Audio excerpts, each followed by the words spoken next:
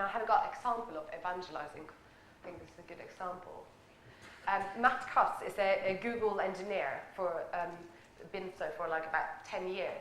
He's seen as the one Google expert, the face of Google, if you will, the one person, especially from a SEO point of view, that you can talk to about what Google is doing, what is advancing, what isn't allowed, what is allowed, etc.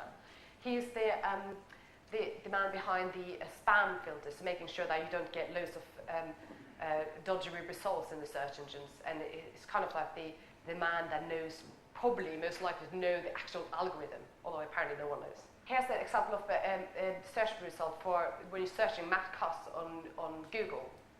He has got a massive presence on the web. He has his own blog, and that's about it. But what he does is that every time someone mentions, he has probably loads of different alerts, etc. Every time someone mentions Google, especially spam and black hat techniques, which is the kind of dodgiest side to search engine optimization, he will go on forums, he will go on blogs, he will answer questions. Basically his prime part of his job is to communicate to the audience that are already talking about, basically evangelizing.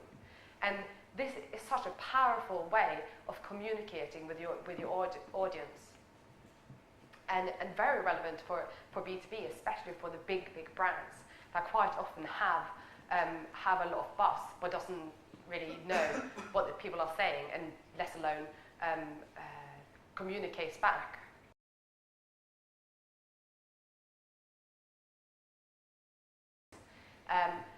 So it still is internal changes, internal challenges for becoming ready for these changes.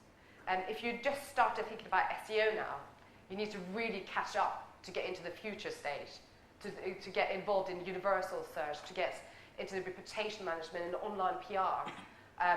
It's basically like the race is on. If you think about it, it's not that long since the internet started. The growth spurt is so quick. Search is relatively new still.